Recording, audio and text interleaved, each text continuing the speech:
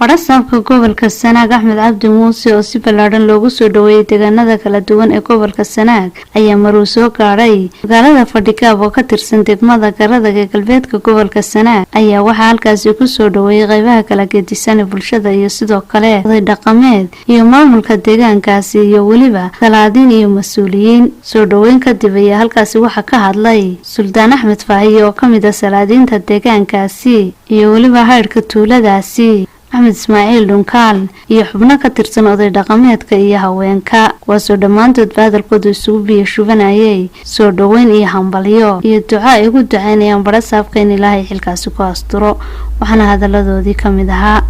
magaalada Fadhigaab ku soo dhaweynaa gudoomiyaha cusub oo gobolka Sanaag waxaan ugu soo dhaweynaa si kalgacal leh si laab leh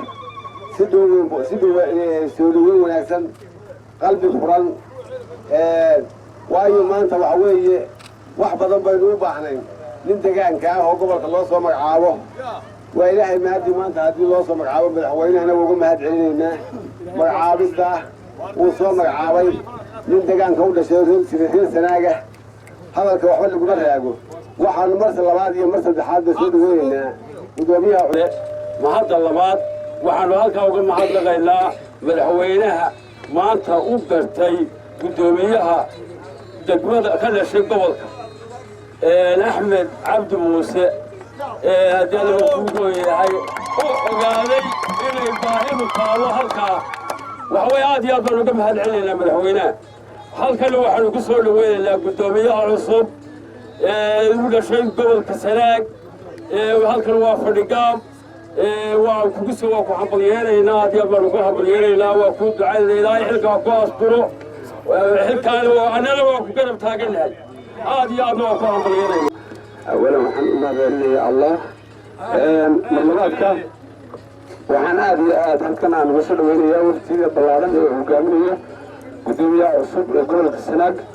Axmed Cabdi Muuse waxaan leeyahay gudoomiyaha soo dhaweey ku soo dhaweey gobolkaagii ku soo dhaweey dadkaagii gacmo furan ku soo dhaweey si kaliya lagu soo dhaweey waxaan aaminsanahay runtii inuu yahay nin aad iyo aad karti u leh aqoon u leh aqoonyahana dhalinyaro firfircoon wax ka bedeli kara dhammaan gobolka oo dhan waxaan aad iyo aad ugu mahadnaqayaa madaxweynaha jamhuuriyadda Soomaaliland oo maanta u idmaday dadkii uu gobolka u baahnaa hal door ka mid ah oo ah nin dhalinyaro aqoonyahana inuu gobolka uga soo dhigo barasaab ama u soo magacaabo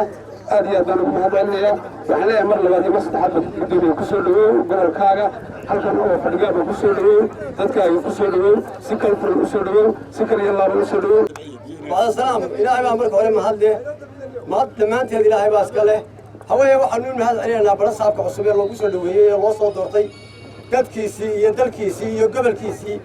alxamdulillah waxaanu Ilaahay uga baryaynaa in Ilaahay xilka ku asturo waxoogaa wixii allaale wixii qalalaasaay wadanka yaalana kii dhammaystiri lahaa inuu noqdo waanu Ilaahay uga baryaynaa waxa weeye wax kale badan uma baahna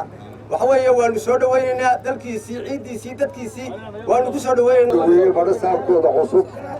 waan idinka mahad celinaynaa dowladda iyo madaxweynahana waxaan uga mahad celinaynaa macallamahu maanta bari soo eegada oo yidhi warbalbari cibbaa ku noole qaadiruurkooda iyo waxa uu bari u baahan yahay wax ka qabo balbari dawle intaana madaxweynahan waan uga mahad celinaynaa halkan dee hadalkii waa la laasado odayska gabowdo gaabinayaanahay barasaabkana waxaan leeyahay dee horta 8 ilmaadeed iyo 9 baa kaa sarreeyay reer bari aad baan ugu faraxsanahay oo ugu xamdinaqaynaa 8 ilmaadeerood baad u yar tahay ilmaadeer kasta waa lagu soo maalay waxaanu Ilaahay kaaga baryaynaa adigana in lagugu maalo maxaan ku dhahay farxad baan kugu soo dhaweynaynaa Axmed Cabdi Muuse warsame waan ku soo dhaweynaynaa Ilaahay waxaanu kaaga baryaynaa waxsan in Ilaahay xilka ku adkeeyo adagana Allah ka qabto ayaan kugu soo dhaweynay Ilaahay baa horta mar hore mahad leh marka labaad waxaan mahad ballaaran aan soo jeedinayaa dhammaan dadweynaha reer Fadhigaab oo isku duuban abaabulka iyo soo dhaweynta fiican ay sameeyeen aad bay ugu mahadsantihiin ما شاء الله هذا الرجل دمية وقور وصعنا هذه لهي قدروا سلا سلوا تبيه إلى عقابه هذا الكل يهي هذا كان شعبيل أنا قد وقفت جرا واحد هيفر قابل واحد وحوي ما تين بحال كل هاي رئيسنا قعمها يسقفصدان oo inanka dhalinyarada leh waxa weeyaan inuu shirabay yahay warta jawaanina qool leh waan gobolka iyo jooyada iyo gobolka la soo shaqeeyay waan wada garanaysan waxa saynu aqbalan yahay diin cadeynaysa waxa allaale wixii turxaan gobolka ah way hortiibay sii dhamaadeen waxa weeyaan halka wuxuu kala sii qaaday wixii yaryar ee jirana uu dhameyn doonaa insha Allah waana xilligii developmentka horumarkii uu baahay marka gobolku u dayay gudoomiye gobolkaagii iyo dadkaagii aad ka dhalatay iyo gobolkaagii waxay ku leeyihiin welcome to dhinaca kale ayaa isna waxa ka mahad celiyay barasaabka cusub ee gobolka Sanaag Axmed Cabdi Muuse hadaladiisina waxa kamid ahaa ashraf al-anbiya aad baa mahadsantii reer Fadhigaab oo midaysan guud ahaan safar dheer baanu kala soo galnay in badanna waa noo taagnaydeen waa naga raali ahaanaysaan wixii jactadaheedu ku yimi duco iyo dardaar wixii soo jeediseen suldaanka iyo cuqaasha iyo waxgaradkii waayeelkii kale halka ka hadlayay ee haweenka lahaa intii ay ka hadleen intii ay nafareen iyo intii ay soo jeediyeen waa qaadanay ducadana ilaahay ha noo aqbalo waynu shaqayn doonaa inagoo isku duuban waxaan idin dardaarmayaa khaasatan reer Fadhigaab amniga inay ilaashataan isku duubnidu qurux bay leedahay inay ogaataan shalay bay ahayd marka magaalada ku kala maqnaydeen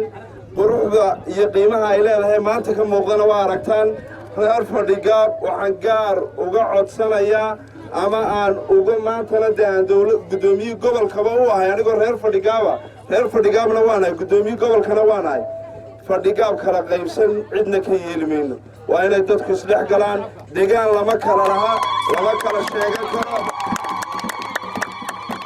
deegaan lama kala sheegan karo bari buu ka soo cabi karaa galbeed buu ka soo cabi karaa waxaan idinla dardaarmayaa inay isdhex gashaan qofka xunna waynu iska qabanaynaa inagoo wada jiraynu iska qabanaynaa ilaahayna maqbuulaha inooga dhigo amniga iyo nabadda ku naaloonaysa farax burbuurtay Honkey TV wararka gobolka Sanaag